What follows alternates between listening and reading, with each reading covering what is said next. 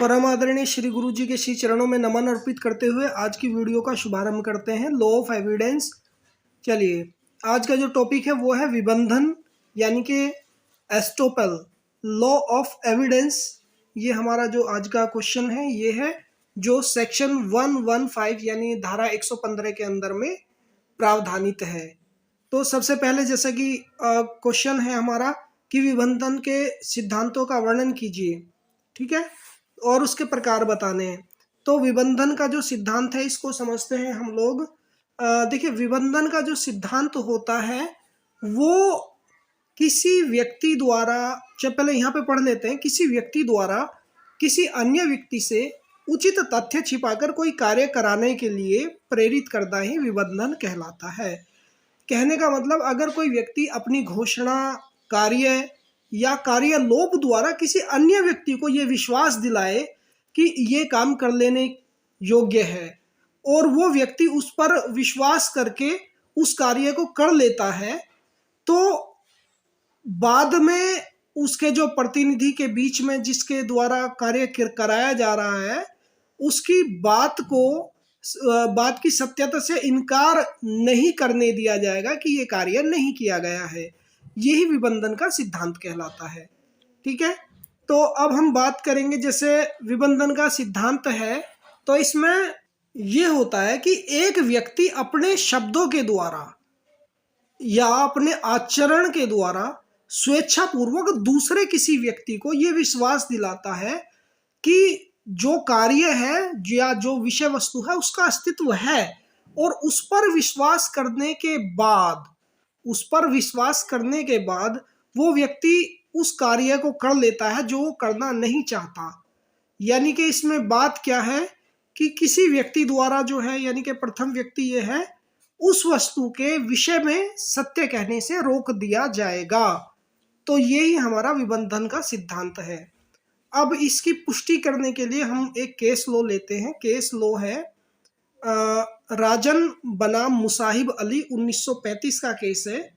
इसमें क्या था कि पहले इसको देख लेते हैं कि यदि कोई व्यक्ति अपने शब्दों या आचरण से किसी व्यक्ति को किसी कार्य को करने के लिए प्रेरित करता है और दूसरा व्यक्ति पहले व्यक्ति के द्वारा कहे गए शब्दों या आचरण पर विश्वास के आधार पर कार्य करता है, तो ऐसी अवस्था में पहले व्यक्ति को अपने शब्दों या आचरण से मुकरने की इजाजत दी गई तो विधि विरुद्ध होगा। कहने का मतलब, एक व्यक्ति है जो है ए, ठीक है, ए ने बी से कहा कि यह जो भूमि है ये एक प्लॉट है, ए ने बी से कहा कि ये प्लॉट मेरा है जबकि ये प्लॉट उसका नहीं है, और उसको बेचने के लिए उसे जो है प्रेरित कर लेता है और बी से जो है इस नाम पर पैसा ले लेता है। तो ये इसका क्या हो जाता है, विबंधन हो जाता है। और इसमें होता क्या है कि जो पहला व्यक्ति है, पहले व्यक्ति द्वारा अब बाद में इससे पैसे लेकर के ये कहा जाए कि मैंने तो ऐसा नहीं कहा था, तो ये विधि विरुद्ध माना जाएगा। यहाँ पर बी के जो स्टेटमेंट है वो ही वैलिड होंगे क्योंकि बी ने ऑलरेडी पैसा दे रखा है एक ही बातों में आकर के। तो इसमें ये कहा गया था इस केस में, राजन बनाम मुसाहिब अली वाले केस में, कि किसी व्यक्ति को किसी कार्य करने के लिए प्रेरित करता है अगर कोई, तो उसके द्वारा या उसके आचरण पर विश्वास करके वह व्यक्ति उस प्लॉट को या उस कार्य को कर लेता है या उस प्लॉट को खरीद लेता है और बाद में वो उसको इनकार करता है, तो ये विधि के विरुद्ध होगा, यानी कि बी के खिलाफ अन्याय होगा। तो यही अब बात करें जैसे हम इसके नियम के आधार के बारे में। तो दोस्तों, नियम का आधार क्या है? देखिए, विबंधन का सिद्धांत साम्य और शुद्ध अंतःकरण पर आधारित है। कहने का मतलब ये है कि जैसे यहाँ पर हुआ था, यहाँ पर यह है कि ए के द्वारा बी के लिए किए गए अन्याय को रोकना, ठीक है। ए के द्वारा बी के प्रति किए गए अन्याय को रोकना ही विबंधन का उद्देश्य है। तो जो नियम का आधार क्या है, साम्य और शुद्ध अंतःकरण ही इस नियम का आधार कहलाता है। तो दोस्तों, इस प्रकार आपको समझ में आया कि विबंधन क्या है। विबंधन वही है कि किसी व्यक्ति द्वारा किसी अन्य व्यक्ति को से तथ्य छिपाकर कोई कार्य कराने के लिए प्रेरित करना। यहाँ हमने केस लॉ के अकॉर्डिंगली भी पढ़ लिया है कि मामला ये था। अब हमने जो नियम का आधार पढ़ा है, नियम का आधार यही है कि विबंधन का जो सिद्धांत है वो साम्य और शुद्ध अंतःकरण पर आधारित है। और ये जो है इसका उद्देश्य ये है कि किसी व्यक्ति द्वारा अन्य व्यक्ति के प्रति किए गए अन्याय को रोकना, जो उसने पूर्व कथन को छुपाकर कार्य किया है या दूसरे व्यक्ति को कार्य करने के लिए प्रेरित किया है, क्योंकि अगर ऐसा होगा तो वो विधि विरुद्ध होगा। अब हम दोस्तों पढ़ेंगे कि जो विबंधन होता है, विबंधन के जो आवश्यक तत्व हैं वो क्या होते हैं। दोस्तों देखिए, विबंधन के आवश्यक तत्व ये होते हैं कि देखो कोई भी कार्य है वो उसकी जो कोई भी कार्य किसी से कराया जा रहा है तो उसके लिए या तो जो घोषणा कार्य या कार्य का जो लोप है, जो सूचना है कार्य के लोप के द्वारा दी जानी चाहिए, क्योंकि अगर मान लो स्पष्ट होगी तो वो विबंधन के अंडर में नहीं आएगी। विबंधन तभी माना जाएगा जब वो किसी कार्य के लोप के द्वारा, किसी जानकारी के लोप के द्वारा होगा। दूसरी बात ये होगी तथ्य के अस्तित्व के बारे में, यानी कि जो सूचना है, जो विबंधन है वो किसी तथ्य के अस्तित्व के बारे में होना चाहिए। और तीसरी बात यहाँ पर ये होगी जो प्रदर्शन है, प्रदर्शन को किसी व्यक्ति द्वारा सत्य माना जाना चाहिए, यानी कि एक व्यक्ति ने ऐसा प्रदर्शन किया कि मानो ये संपत्ति उसकी है ना, तो उस संपत्ति, उसके इस वक्तव्य को, उसके इस प्रदर्शन को दूसरे व्यक्ति द्वारा सत्य माना गया हो तब विबंधन माना जाएगा। और चौथी बात यह है दोस्तों कि विश्वास पर प्रेरित होकर किया गया कार्य है, यानी कि किसी व्यक्ति ने जो विश्वास दिलाया कि ये उसकी जानकारी में सत्य है और ये ऐसा ही है जैसा दिखाया जा रहा है, तो वो जो है विश्वास से प्रेरित किया गया कार्य जो है विबंधन के अंडर में माना जाएगा। तो दोस्तों अब हम बात करेंगे विबंधन के जो प्रकार होते हैं उनके बारे में। देखिए, विबंधन का प्रकार एक तो अभिलेख द्वारा होता है, दूसरा प्रलेख द्वारा होता है और तीसरा होता है आचरण द्वारा। अभिलेख द्वारा कैसे होता है, मान लो ए और बी के बीच में दोनों में क्या हुआ, विवाद हो गया, ठीक है, और विवाद न्यायालय के द्वारा, जो कॉम्पिटेंट कोर्ट है उसके द्वारा पूर्ण रूप से तय हो जाता है और वो क्या हो जाता है, विवाद क्या हो जाता है, कंक्लूसिव हो जाता है, यानी कि निश्चयात्मक हो जाता है। विवाद जो है निश्चयात्मक हो गया। विवाद के निश्चयात्मक होने पर पक्ष और उनके जो उत्तराधिकारी है उस झगड़े को पुनः आरंभ ना करें, इसलिए न्यायालय का निर्णय जो है दोनों पक्षों पर, ए और बी पर, दोनों पर लागू होगा। यानी कि अगर कोई दो पक्षों के बीच में झगड़ा हुआ और वो न्यायालय के सामने गया और न्यायालय ने उस झगड़े को जो है कंक्लूसिव मान लिया, कंक्लूसिव मानने के बाद उस पर रोक लगा दी, ठीक है, ताकि जो आने वाली पीढ़ी है वो उस पर लड़ झगड़ कर ना मरे। तो जो अभिलेख द्वारा जो विबंधन होता है वो ये होता है, यानी कि या तो वो किसी स्मृति के रूप में समझा जाए या दूसरा वो साक्ष्य के रूप में समझा जाए। तो इन दोनों से जो अभिलेख प्राप्त होगा, विवादों का समझौता, जो समझौता होगा, समझौता, ये हमारा विबंधन कहलाएगा, ठीक है। एक तो हो गया अभिलेख द्वारा विबंधन। अब दूसरा हम करेंगे दोस्तों प्रलेख द्वारा विबंधन। देखिए, प्रलेख द्वारा विबंधन क्या होता है। जो प्रलेख द्वारा विबंधन होता है, ये एक व्यक्ति है ए और ये दूसरा व्यक्ति है बी। मान लिया, सपोज करो ए जो है बी को कोई संपत्ति बेचता है, ए जो है बी को कोई संपत्ति बेचता है, तो ए जो है बी को सत्य कथन करने के लिए वचनबद्ध है, ठीक है। और उसके जो प्रतिनिधि है, मान लो कोई एजेंट वगैरह के माध्यम से इसको दिया जा रहा है, तो उसके एजेंट के माध्यम से दिया गया कोई बयान प्रतिकूल हो जाए तो इसकी इजाजत नहीं दी जाएगी, ठीक है। लेकिन विबंधन विलेख इस नियम पर लागू वही होता है जहां कोई डीड वो कपट पूर्वक या जालसाजी द्वारा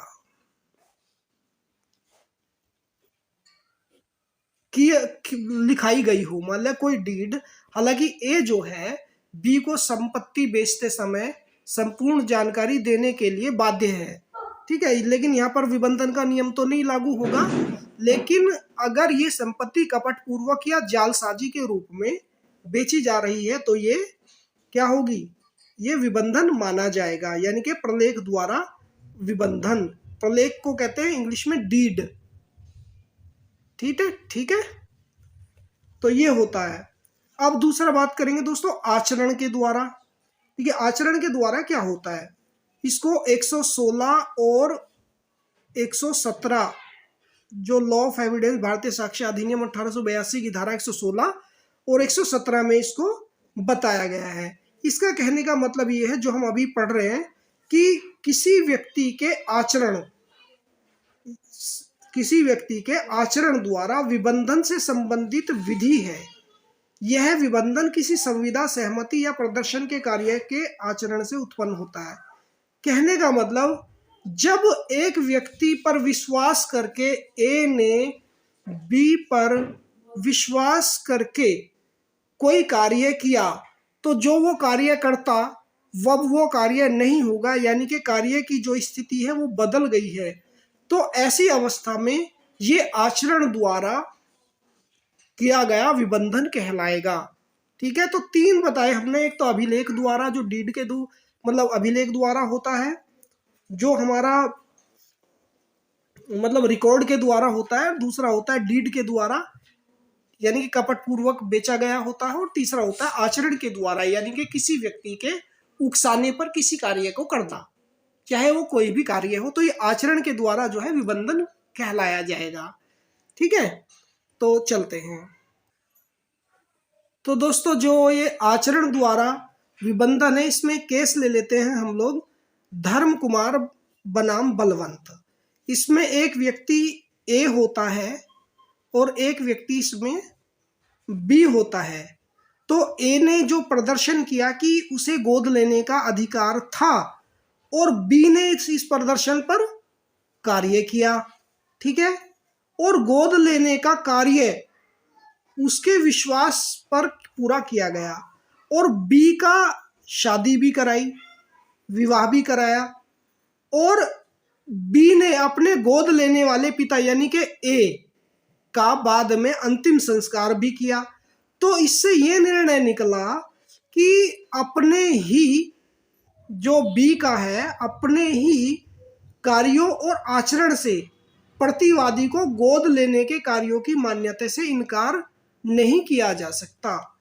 तो ये केस था धर्म कुमार बनाम बलवंत का।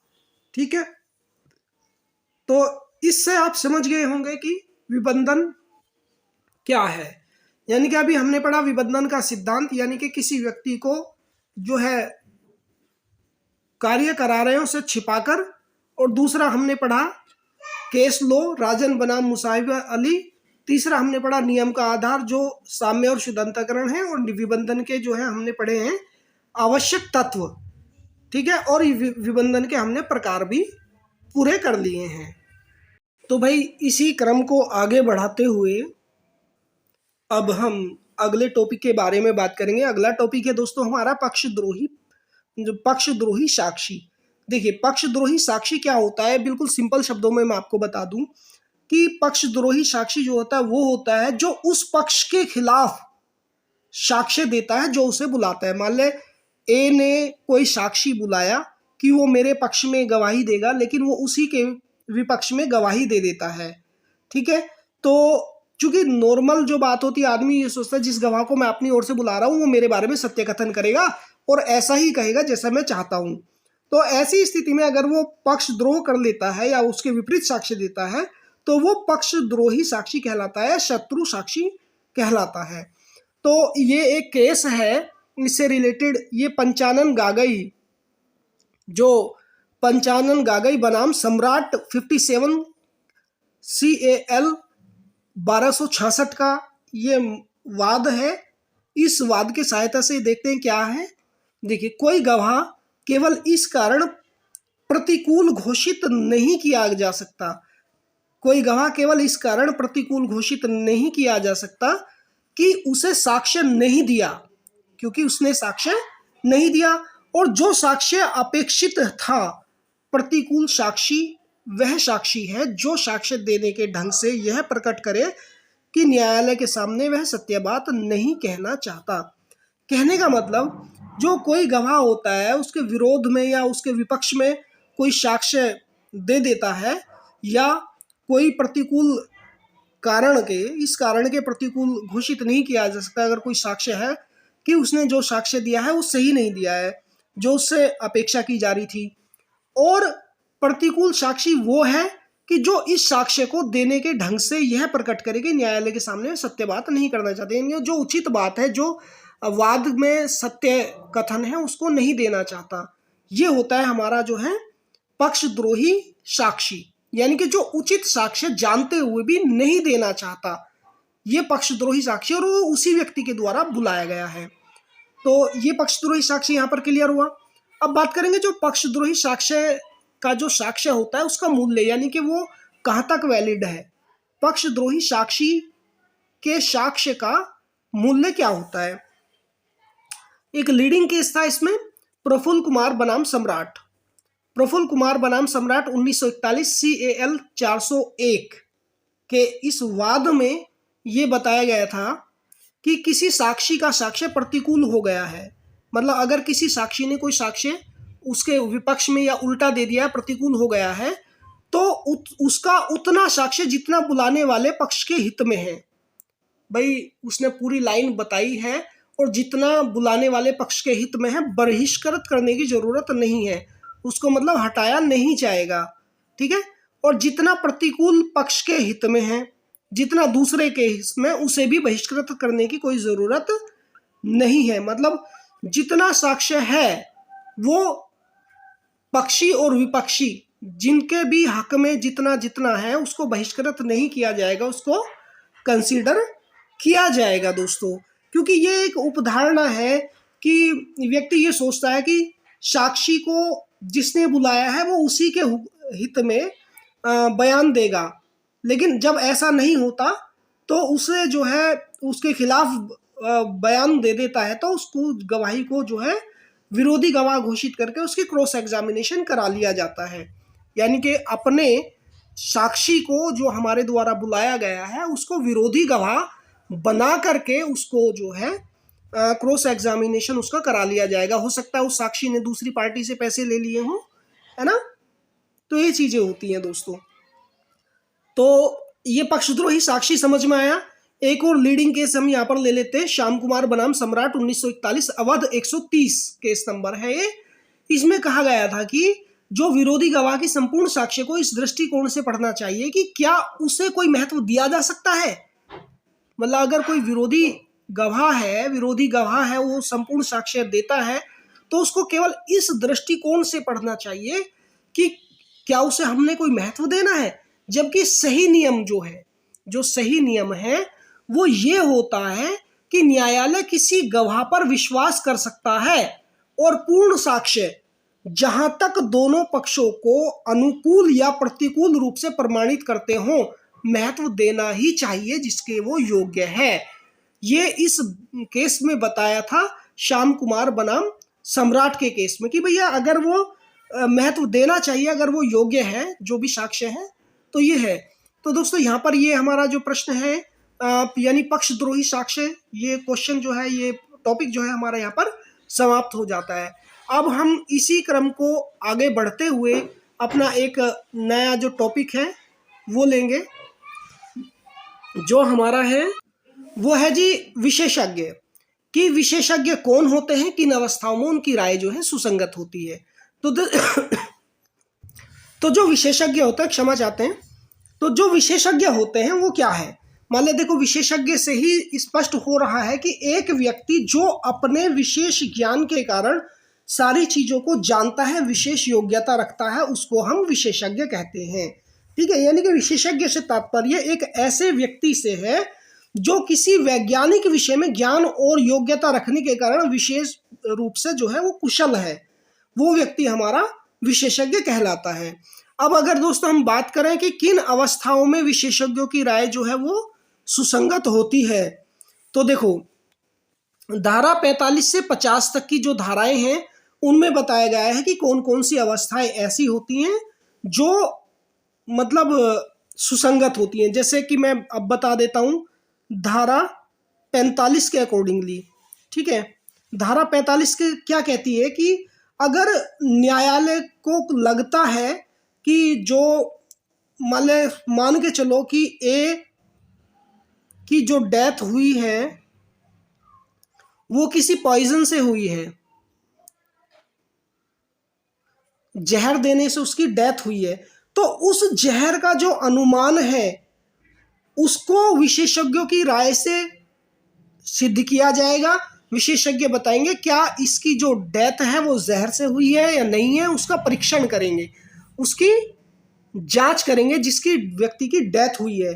तो धारा 45 ये कहती है कि जो विशेषज्ञ हैं वो अपनी विशेष योग्यताओं से, यानी कि जैसे उसने हस्तलेखन की ज्ञान अर्जित किया है या उंगली के निशान से फिंगरप्रिंट एक्सपर्ट है, तो उनकी सहायता से कोई न्यायालय को धारणा बनानी होती है। तो उस दशा में धारा 45 ये कहती है कि वो जो है सुसंगत होगा, यानी कि एक पॉइजन जो विशेषज्ञ की राय होगी डेथ केस में, वहां पर क्या होगी, वो सुसंगत होगी। डेथ केस या किसी को ये बताना जरूरी है कि क्या ये व्यक्ति मतलब विकृत मस्तिष्क वाला है, क्या इसकी जो गवाही है या इसके द्वारा कारित किया गया कार्य दोषपूर्ण है या वो क्षमनीय अपराध है। तो ये बताती है जी धारा 45, ठीक है। तो दोस्तों जो सेक्शन 46 है ये बताता है कि जो तथ्य सुसंगत नहीं होता वो भी सुसंगत हो जाता है। कहने का मतलब अगर विशेषज्ञों की राय जो है उनका विरोध करें, किनका, जो तथ्य सुसंगत नहीं होते, अगर विशेषज्ञों की राय जो है इनका विरोध करती है तो वो तथ्य भी सुसंगत हो जाते हैं। फर्ज करो एक ही डेथ यहाँ पर मैंने बताया था पॉइजन जहर के द्वारा हुई है, तो ये तथ्य अगर सुसंगत नहीं लगता तो अन्य व्यक्ति जो उनके जिन्होंने ए के साथ में खाना खाया था, फूड पॉइजनिंग से इसकी डेथ हुई है या इसको जहर दिया गया है, तो अन्य व्यक्तियों की जांच के द्वारा ये पता लगा दिया जाता है कि क्या उनको भी जहर दिया गया है। तो इस जांच को जो बताएंगे अन्य की जांच जो बताएंगे, ये अन्य वाले जो फैक्ट हैं उसको सुसंगत बनाने का कार्य करते हैं। यानी कि जो विशेषज्ञों की राय है सुसंगत ना होने वाले तथ्यों के अगर विरोध में हो तो वो सुसंगत हो जाते हैं, ये कहती है हमारी सेक्शन 46। तो फ्रेंड्स जो धारा 47 से धारा 47 ये दस्तावेज से रिलेटेड है। यानी कि अगर मान लें न्यायालय को ये लगता है कि जो दस्तावेज पेश किया जा रहा है वो अमुक व्यक्ति के द्वारा लिखित दस्तावेज नहीं है, तो वह व्यक्ति अमुक व्यक्ति के द्वारा प्रदान किए गए अन्य दस्तावेजों से उस दस्तावेज का मिलान कराती है एक्सपर्ट्स के द्वारा, ठीक है, ताकि वो जो तथ्य हैं वो सुसंगत हो जाएं, ठीक है। इसी के अनुक्रम में अब बात करेंगे हम धारा 48 की। धारा 48 क्या कहती है दोस्तों? धारा 48 कहती है कि अगर न्यायालय को किसी रीति रिवाज या किसी अधिकार के अस्तित्व के बारे में राय बनानी होती है, रीति रिवाज या किसी के अधिकार के बारे में राय बनानी होती है, तो न्यायालय उसके अस्तित्व के बारे में, किसके बारे में? न्यायालय उसके अस्तित्व के बारे में बात करता है, विचार करता है। जैसे किसी गांव में बहुत सारे लोग रहते हैं और वो एक खास कुएं से पानी का उपयोग करने का अधिकार इस धारा के अंतर्गत साधारण अधिकार है। तो ये उन अधिकारों की रीति रिवाज, मतलब जैसे गांव के लोगों का जो पानी का स्रोत है वो कुआं है, तो उसका जो अधिकार है वहाँ पर अंतर्निहित है। तो यहाँ पर ये जो चीज़ें हैं उनके अस्तित्व, यानी कि पुराने टाइम से ही देखेगी कि आप पुराने टाइम से ये लोग इसी कुएं से पानी ले रहे हैं, तो इसका मतलब उनका अधिकार है, तो ये सुसंगत होगी। तो ये धारा 48 होगी। अब बात करेंगे धारा 48 यानी कि रीति रिवाज और अधिकार से रिलेटेड है। जब इनके बारे में न्यायालय को अपनी राय बनानी होती है तो वो उसके अस्तित्व के बारे में विचार करती है। अब हम बात करेंगे धारा 49 के बारे में दोस्तों। तो दो धारा 49 होती है वो, तो जो सेक्शन 49 है हमारा वो बात करता है प्रथा, धर्म और जाति। कहने का मतलब जब न्यायालय को इन चीज़ों के बारे में, प्रथा और धर्म या जाति के बारे में अपनी राय बनानी होती है, तब वो मतलब जो विशेष व्यक्तियों के बारे में, ज्ञान के बारे में विचार करते हैं। यानी कि जो व्यक्ति हैं, व्यक्तियों के द्वारा जो परिवार की प्रथाएं हैं उनको देखेंगे कि क्या इस प्रथा में मान लें कहीं पे, अब जैसे बात करें किसी के शरीर को हानि पहुंचाना जो है वो गलत होता है, लेकिन अब जैसे खतना का अधिकार है, ये मुस्लिम धर्म में यानी कि शरीर को हानि पहुंचाया जाता है, लेकिन वो उनकी प्रथा में वो वैलिड है ना। और अगर धर्म की बात करें कि कौन सा कार्य पुण्यार्थ के लिए, अब जैसे हिंदू धर्म में या जो लॉ है, लॉ के अंदर में 10 रुपये से अधिक के किसी जानवर को मार देना अपराध होता है, जिसकी मूल्य 10 रुपये या उससे अधिक हो तो उसको मारना अपराध होता है, क्राइम है। लेकिन मुस्लिम धर्म में बकरा ईद होती है, यहाँ पर मतलब बकरा वगैरह भी काटा जाता है, लोग मुर्गा भी खाते हैं, वो भी 10 रुपये से ऊपर का होता है। तो ईद वगैरह ये धर्म से रिलेटेड है, रिलीजियस प्रैक्टिस होती है, उसके बारे में यहाँ पर बात की जाती है, तो वो कोई पाप नहीं होगा वहाँ पर। और अगली बात करेंगे दोस्तों हम जाति के बारे में, यानी किसी विशेष जिले या जाति के लोगों के बारे में विशेष तात्पर्य से प्रयोग होने वाला शब्द है जाति, कि उस व्यक्ति की जो अमुक जाति है। तो द सेक्शन 49 प्रथा, धर्म और जाति के विषय में चर्चा करता है। अब हम दोस्तों बात करेंगे धारा 50 के विषय में। धारा 50 क्या कहती है? तो धारा 50 कहती है जब न्यायालय को किसी एक व्यक्ति की किसी अन्य व्यक्ति के साथ रिश्तेदारी या नातेदारी की राय बनानी हो कि वो इसका क्या लगता है, क्योंकि ऐसे मामले अक्सर प्रॉपर्टी के मामले में होते हैं जिसका कोई लीगल ईयर्स नहीं होता, तो उसके नज़दीकी को देखा जाता है कि इसके रिलेटेड कौन है। तो उस दशा में जिसके पास कुटुंब के सदस्य के रूप में या उस विषय के संबंध में विशेष ज्ञान है, विशेष साधन है या सुसंगत तथ्य है, ठीक है, उनको कंसीडर किया जाता है। तो धारा 50 कुटुंब के सदस्य के रूप में ज्ञान अर्जित करने वाले लोगों को महत्व प्रदान करती है। तो दोस्तों इसी क्रम में अब हम इसी के बारे में बात करेंगे, विशेषज्ञों की राय का जो मूल्य होता है। देखिए, जो विशेषज्ञ की राय है उसको हमेशा उच्च कोटि का नहीं माना जाता, क्योंकि किसी के पक्ष में निर्णय देने की प्रवृत्ति विशेषज्ञों की जो है किसी एक व्यक्ति के पक्ष में निर्णय देने की प्रवृत्ति पाई जाती है। इसलिए न्यायालय इन साक्ष्यों को मानने के लिए बाध्य नहीं होता, क्योंकि ऐसा होता है कि कई बार जिनके द्वारा विशेषज्ञ बुलाए जाते हैं, विशेषज्ञ पैसे वैसे ले ला के उन्हीं के हक में निर्णय देने का कार्य कर देता है कभी कभार किन्हीं परिस्थितियों में। तो अब इस दशा में होता क्या है कि न्यायालय को जो है वही कार्य करना चाहिए, ऐसा ही साक्ष्य लेना चाहिए सावधानी पूर्वक विचार करने के बाद जिन्हें उनकी राय में सही लगे। अब जो विशेषज्ञ हैं, विशेषज्ञों की जो राय है, विशेषज्ञों की राय के जो आधार है कि उन्होंने न्यायालय गलत बता सकता है, वो कौन कौन से आधार हैं विशेषज्ञों के। तो विशेषज्ञ की जो राय है न्यायालय सोच सकता है। गलत कब सोचेगा? कि जब लगे कि जो विशेषज्ञ है उसकी मनस्थिति सही नहीं थी, वो किसी एक व्यक्ति के हित में था, या वो भ्रष्ट आचरण वाला व्यक्ति है, या किसी उसकी जो राय है किसी पर प्रतिकूल राय व्यक्त कर रहा है। तो ये कई सारी चीजें, यानी कि उसका उचित मन नहीं है, और दूसरा वो किसी विशेषज्ञ जो है किसी व्यक्ति के हित में है, या उसका भ्रष्ट आचरण है, या वह उसकी जो राय किसी और पर गलत प्रभाव डालती है। तो ये विशेषज्ञ की राय का जो मूल्य हमने पढ़ा कि विशेषज्ञों की राय क्या होती है, यानी कि उच्च कोटि के नहीं मानी जा सकती, और क्योंकि ये किसी के पक्ष में निर्णय देने की प्रवृत्ति रखता है, न्यायालय इन साक्ष्यों को मानने के लिए बाध्य नहीं होता। फिर भी न्यायालय को विशेषज्ञों की जो राय होती है, एक्सपर्ट्स की जो राय होती है, उन पर विचार विमर्श कर लेने के बाद में उनको एक्सेप्ट कर लेना चाहिए, और जो न्यायालय है अपना न्याय निर्णय करने में पूर्ण रूप से स्वतंत्र है, ठीक है। लेकिन कुछ एक अवस्थाएं हैं जिनमें उनकी राय गलत साबित हो जाती है, जैसे कि मैंने अभी बताया कि वो किसी के हित में हो या भ्रष्ट आचरण वाले हो वगैरह वगैरह। अब हम बात करेंगे कि विशेषज्ञ और साधारण साक्ष्य में अंतर। तो दोस्तों जो विशेषज्ञ होता है वो घटना के घटित होने का कारण बता सकता है, और साक्षी केवल किसी घटना के घटित होने को बताएगा, यानी कि वो घटना घटित हुई है। जो साधारण साक्षी होता है वो क्या बताएगा कि वो घटना घटित हुई है, और विशेषज्ञ ये बताएगा वो घटना के क्या कारण है, यानी कि विशेषज्ञ बताएगा घटना के कारण, और साधारण साक्षी बताएगा कि घटना कब हुई थी, कैसे हुई थी। और जो विशेषज्ञ होता है वो क्या करेगा वो क्या करेगा कि किसी विद्वान के मूल ग्रंथों का हवाला दे सकता है, जबकि साधारण साक्ष्य जो होता है वो मूल ग्रंथों का हवाला नहीं दे सकता। और जो विशेषज्ञ होता है किसी की गैर हाजिरी में भी साक्ष्य प्रस्तुत कर सकता है, जबकि साधारण साक्षी ऐसा नहीं कर सकता।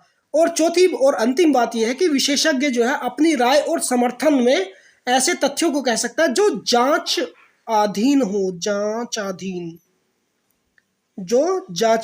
हो, ऐसे मामलों में अपनी राय दे सकता है, जबकि साधारण साक्षी ऐसा नहीं कर सकता। ठीक है, तो ये था छोटा सा अंतर विशेषज्ञ और साधारण साक्ष्यों में। ठीक है, तो अब इसी क्रम को आगे बढ़ाते हुए हमारा जो अगला क्वेश्चन है वो है हमारा साक्षी की विश्वसनीयता पर अधिक्षेप। कहने का मतलब जो साक्षी होता है उसकी विश्वसनीयता पर अधिक्षेप का मतलब होता है कि किस तरीके से उसकी जो विश्वसनीयता है उसको इम्पीच्ड किया जाए। इम्पीच्ड का मतलब उसकी विश्वसनीयता को ना माना जाए, है ना। ये तो वो क्या होता है, इसको एक केस लो के हिसाब से हम लोग देखते हैं। जैसे यहाँ पर मैंने केस लिखा है, भोगीलाल बनाम इंश्योरेंस कंपनी लिमिटेड 1928 में प्रीवी काउंसिल ने कहा कि साक्षी उद्गम है जिसके मुंह से सत्य और असत्य के रूप में साक्ष्य आते हैं। यानी साक्षी एक तरह से उद्गम होता है, यहाँ से इनके मुख से कुछ भी निकल सकता है, चाहे वो सत्य हो या असत्य हो। तो उसकी सहायता से न्यायालय को सत्य की खोज कर लेना ही प्रतिपरीक्षा का उद्देश्य है। यानी कि जो क्रॉस एग्जामिनेशन का मेन ऑब्जेक्टिव है वो होता है उसकी सहायता से, यानी जो साक्षी है विटनेस की हेल्प से उसका क्रॉस एग्जामिनेशन कर लेना और मामले की तह तक पहुंच जाना। देन यहाँ पर हमको आपको बताना चाहेंगे, इसलिए ये आवश्यक हो जाता है कि साक्षी के चरित्र के विषय में पक्ष स्वतंत्र साक्ष्य दे, कि जो साक्षी है उसका चरित्र कैसा है, वो झूठ तो नहीं बोलता, ये सारी चीजें उसके विषय में, या पैसे लेने देने वाला खाने वाला तो नहीं है। तो स्वतंत्र साक्ष्य प्रस्तुत होना चाहिए ताकि दिखाया जा सके कि साक्षी विश्वास के योग्य है या अयोग्य, उसकी योग्यता और अयोग्यता के बारे में पता चलना चाहिए। तो ये बताया गया था दोस्तों भोगीलाल एंड बनाम इंश्योरेंस कंपनी 1928 के केस में। ठीक है, अब अपन बात करेंगे धारा 155 के अकॉर्डिंगली। धारा 155 क्या होता है, ठीक है, किसी साक्षी की विश्वसनीयता पर प्रतिपक्षी, यानी कि जो प्रतिपक्षी होता है, दूसरा जो पार्टी होती है, उसके द्वारा या न्यायालय की सहमति से, जो माननीय न्यायालय है उसकी सहमति से उस पक्ष द्वारा जिसने उसे बुलाया है। यानी कि अगर कोई साक्षी या तो प्रतिपक्षी ने बुलाया है या किसी पक्ष ने बुलाया है तो कुछ एक आधार हैं जिनसे उनका अधिक्षेप किया जा सकेगा। कहने का मतलब ये होता है कि उनका जो अधिक्षेप है वो इम्पीच उनका कैसे कराया जाएगा, कंडीशंस यहाँ पर प्रदान की गई हैं। चलिए चलते हैं उन कंडीशंस की ओर। फर्स्ट ऑफ ऑल हम बताएंगे कि उन व्यक्तियों के साक्ष्य द्वारा जो यह परिसाक्ष्य देते हैं कि साक्षी के बारे में अपने ज्ञान के आधार पर वे उसे विश्वसनीयता के अयोग्य समझते हैं। अगर मतलब लगता है कि जो साक्षी है वो अपने नॉलेज के आधार पर ही साक्ष्य प्रस्तुत कर रहा है या गवाही दे रहा है, तो वो व्यक्ति विश्वसनीयता के अयोग्य होगा, यानी कि विश्वास के काबिल नहीं होगा। क्योंकि जो न्याय है, न्याय जो है एग्जैक्ट न्याय और नैसर्गिक और नेचुरल न्याय की डिमांड करता है। देन यहाँ पर यानी अब सेकंड पॉइंट अपन बात करेंगे जिसमें बताया गया है कि अगर किसी साक्षी द्वारा रिश्वत का प्रस्ताव स्वीकार कर लिया गया है, मान लिया अगर उसको साक्षी पैसा लेकर के गवाही बदलने का प्रयास करता है तो उसकी जो गवाही होगी वो इम्पीचेबल हो जाएगी। देन थर्ड पॉइंट अपन बात करेंगे कि जब कोई मनुष्य रेप या रेप करने के प्रयास से अभियोजित है, मान लिया अगर कोई महिला किसी को रेप के आरोप में फंसाने का कार्य करती है तो उस दशा में यह दर्शित किया जा सकता है, यानी कि यह बताना पड़ेगा कि जो महिला, यानी जिस महिला के द्वारा वो मुकदमा चलाया जा रहा है, वो मुकदमा चलाने वाली जो स्त्री है वो व्याभिचारिणी चरित्र की स्त्री है, यानी कि उत्तम चरित्र की स्त्री नहीं है। उसका कार्य ही इस प्रकार का है कि लोगों को ठगना और इस प्रकार के कार्य को करना।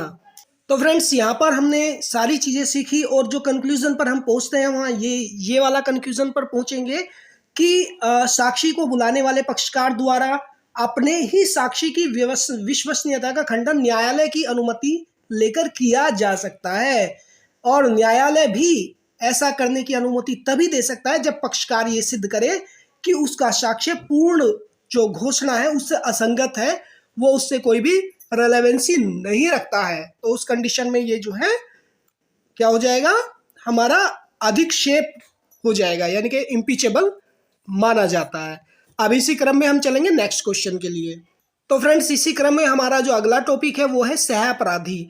सबसे पहले हम समझते हैं कि सह अपराधी कौन होता है। देखिए दोस्तों, भारतीय साक्ष्य अधिनियम के अंदर में सह अपराधी को किसी भी धारा में कहीं पर भी परिभाषित नहीं किया गया है। हालांकि मैं बता दूं कि सह अपराधी वो व्यक्ति होता है जो किसी अपराध को किसी व्यक्तियों के साथ में मिलकर करता है या जिस पर अपराध का आरोप लगाया होता है, जो अपराध करने में किसी की सहायता करता है, वो सह अपराधी कहलाता है। फर्ज करिए ये एक व्यक्ति ए है जिसने बेचारे ने कभी एक मक्खी भी मार के नहीं देखी, और ये बी का दोस्त होता है, और बी जो है किसी का मर्डर कर देता है या किसी के घर में चोरी कर लेता है, और ये ए भैया जो है बिना मतलब के बेचारे सीधे स्वभाव से बी के साथ में चले जाते हैं। तो इनकी अगर इन्होंने कोई भी या चाकू उसको दिया हो या कुछ भी कार्य किया हो, तो एक तरीके से ये वाले भैया जो है हमारे ए जो है सह अपराधी बन जाएंगे। तो ये सह अपराधी होता है। चलिए जानते हैं इसको एक केस के माध्यम से। तो दोस्तों, केस का जो है हमारा ये केस है जगन्नाथ बनाम सम्राट 1980 IC 714 का एक केस है, जिसमें प्रिवी काउंसिल ने कहा कि सह अपराधी वह व्यक्ति होता है जो अन्य व्यक्ति या व्यक्तियों के साथ अपराध करने में हिस्सेदार था, या तो वो खुद या व्यक्तियों के अन्य लोगों के साथ में अपराध करने में उसने हिस्सेदारी ली, अपराधी रहा है। सह अपराधी का अर्थ दोषी सहायक या अपराध में भागीदार से है, या तो वो दोषी का सहायक हो या उसने अपराध में भागीदारी प्राप्त की हो, जो किसी न किसी प्रकार से प्रश्नगत अपराध से संबंधित है। यानी कि अगर कोई प्रश्न होता है कि यह अपराध किसने किया या मर्डर किसने किया, तो यहाँ पर जो है उसके अपराध से रिलेटेड वो मामला आ जाता है, प्रश्न आ जाता है। देन उन तथ्यों को स्वीकार करता है कि जिसमें दिखाई देता है कि अपराध करने में उसका जो सक्रिय हाथ था, उसका सक्रिय हाथ अपराध करने में था। फर्ज करो हमारे पास में मान के चलो दो कैंडिडेट हैं, एक तो है मिस प्राची, देन दूसरी हमारी होती है यहाँ पे कनिष्क। ठीक है, अब होता क्या है कि प्राची एक गवर्नमेंट एम्प्लॉय है और कनिष्क अपना काम कराने के लिए प्राची के पास जाती है, और प्राची जो कनिष्क जो है प्राची को 500 रुपये की जो रिश्वत है वो दे देती है। इस पर प्राची रिश्वत को लेना स्वीकार कर लेती है और कनिष्क जो है रिश्वत को देना स्वीकार कर लेती है। यहाँ पर दोनों ही लोग, प्राची एंड कनिष्क दोनों ही अपराधी हैं, क्योंकि रिश्वत लेना और रिश्वत देना दोनों अपराध होते हैं। तो आप समझ में आया होगा कि सह अपराधी यहाँ पर क्या होता है, यानी कि जो किसी के साथ मिलकर कोई अपराध करते हैं या उनका किसी अपराध में जरा सा हाथ या पैर है। जैसे यहाँ पर प्राची का हाथ या पैर, ये तो पूरी की पूरी यहाँ पर थी, दोनों प्राची और कनिष्क। देन दोस्तों, अब हम इसी पॉइंट में अगली कड़ी में हम आगे चलते हैं। यहाँ पर एक हमारा जो एक हेडिंग यहाँ पे हम लिखे हैं, सह अपराधी एक सक्षम गवाह है। धारा 133, धारा 133 एविडेंस लॉ के अकॉर्डिंगली जो सह अपराधी होता है एक कॉम्पिटेंट विटनेस होता है, यानी कि वो सक्षम गवाह होता है, गवाही दे सकता है। यानी कहने का मतलब ये है ऐसी दोष सिद्धि, ठीक है, जो ऐसी दोष सिद्धि जिसके लिए साक्षी गवाही देगा वो अवैध नहीं मानी जाएगी। और देखिए, सबसे पहले मैं बता दूं आपको कि जो धारा 133 है इसके दो पार्ट होते हैं फ्रेंड्स। पहला पार्ट तो इसमें ये कहेगा कि जो सह अपराधी है वो अभियुक्त के विरुद्ध एक सक्षम साक्षी है। ठीक है, ये किसके अगेंस्ट है? अभियुक्त के विरुद्ध सक्षम साक्षी है। दूसरे पॉइंट में यह कहता है कि सह अपराधी के परिसाक्ष्य पर किसी अभियुक्त को दोष सिद्ध करना अवैध नहीं है।